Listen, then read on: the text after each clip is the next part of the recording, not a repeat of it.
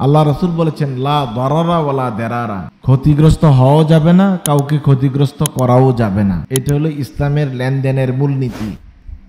সবচেয়ে ভালো হয় যদি আপনি কর্জে হাসানা নিয়ে কোনো ব্যবসা শুরু করতে পারেন। আমি যে ব্যাংক থেকে লোন নিচ্ছি, এই ব্যাংকওয়ালারা কোনো সুদি কারবারের সাথে জড়িত কিনা।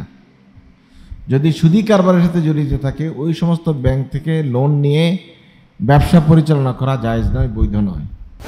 এক ভাই প্রশ্ন করেছেন যে বাংলাদেশের কোনো ব্যাংক থেকে লোন নিয়ে ব্যবসা করা যাবে কি?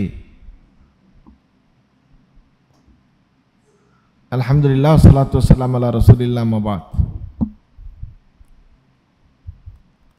ব্যবসা একটি হালাল কাজ।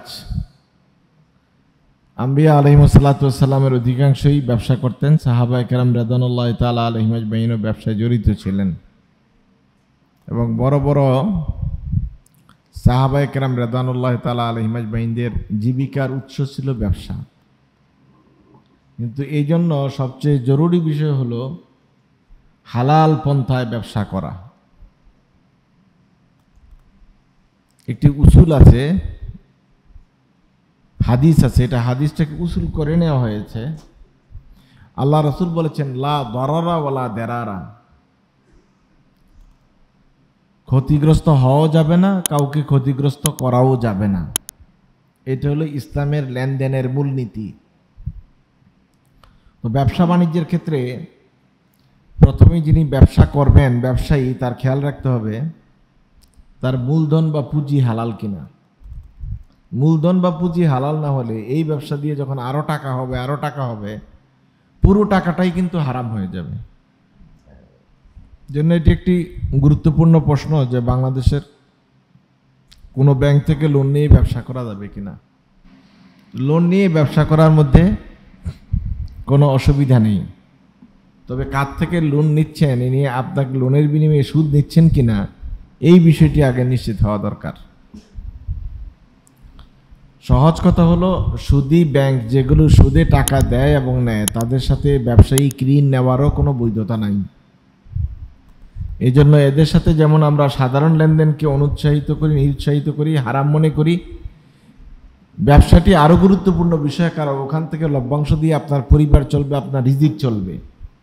সুতরাং সেখান থেকে পুঁজি নেওয়ার ক্ষেত্রে খুবই সতর্ক হওয়া উচিত যে আমি যে ব্যাংক থেকে লোন নিচ্ছি, এই ব্যাংকওয়ালারা কোনো সুদি কারবারের সাথে জড়িত কিনা। যদি সুদি কারবারের সাথে জড়িত থাকে, ওই সমস্ত ব্যাংক থেকে লোন নিয়ে ব্যবসা পরিচালনা করা জায়েজ নয়, বৈধ নয়। সবচেয়ে ভালো হয় যদি আপনি কর্জে হাসানা নিয়ে কোনো ব্যবসা শুরু করতে পারেন। একেবারেই কোনো লভ্যাংশ না দিয়ে কর্জে হাসানা ম্যানেজমেন্ট থেকে যদি এগুলো নিতে পারেন, এরকম কোনো ব্যবস্থা থাকে, এটা সবচেয়ে ভালো। আমাদের দেশে অধিকাংশ ব্যবসায়ীরা যে কাজটা করেন সেটা হলো তারা ব্যবসার ক্ষেত্রে বড় ধরনের ব্যবসা প্রথমে শুরু করেন, অর্থাৎ ওনার কাছে যা পুঁজি নাই তার চেয়ে বড় পুঁজির ব্যবসা উনি শুরু করেন। আবার অনেকের অভ্যাস হলো ওই ব্যবসার কোনো পূর্ব অভিজ্ঞতা না থাকার পরে ব্যবসা খুলেন এবং সেখানে যে পরিমাণ পরিশ্রম করা দরকার, খাটাখাটনি করা দরকার, ওটা করেন না। ফলত এই ব্যবসাটা লস হয়ে যায়। উনি মারাত্মকভাবে লস হন এবং নানা রকমের বিপদে পড়ে একসময় ব্যবসাটা গুটিয়ে ফেলতে বাধ্য হন। এজন্য সবচেয়ে ভালো পরামর্শ হলো ছোট ছোট ব্যবসা করবেন, হালাল টাকায় ছোট ছোট ব্যবসা, যাতে করে আপনি লস হলেও ছোট লস খান এবং ধীরে ধীরে বড় ব্যবসার দিকে যাবেন। আপনারা জানেন যে এই দেশের মাল্টি ন্যাশনাল কোম্পানি যেগুলো আছে, এগুলোর অধিকাংশ মালিকরাই আগে ছোট ছোট ব্যবসা করত। এমনকি ফুটপাতে দাঁড়ায় তারা ছোট ছোট টঙের মধ্যে বিক্রি করত এবং অনেকে ভ্যান গাড়িতে মাল বিক্রি করত। আজকের বাংলাদেশের মাল্টি ন্যাশনাল কোম্পানির মালিকেরা। এবং আপনারা ওয়ার্ল্ড ওয়াইড একটা কোম্পানির নাম জানেন, সেটা হুন্ডা কোম্পানি। হুন্ডা আমাদের দেশে যেটা মোটর সাইকেলকে এখনও গ্রামের লোকেরা হুন্ডাই বলে, আসলে হুন্ডা কিন্তু মোটর সাইকেলের নাম না, এটা একটা কোম্পানির নাম। যে কোম্পানির মালিক জাপানি এবং একসময় উনি রাস্তার ধারে বসে সাইকেল মিকারি করতেন, সাইকেল ঠিক করতেন। সেখান থেকে তার মাথায় আসলো যে সাইকেলটা পায়ে চাপা অনেক কষ্টের কাজ, ওটার মধ্যে একটা মোটর লাগাইয়া কোনো রকম গতিশীল করা যায় কিনা। সেখান থেকে সাইকেল প্লাস মোটর সাইকেল। এখন আপনার এই মোটর সাইকেল, এই হুন্ডা কোম্পানির কত উন্নত মানের গাড়ি আছে, শুধু হুন্ডা না, এদের গাড়িও আছে, বিভিন্ন সেক্টরে এদের বিভিন্ন উৎপাদন আছে।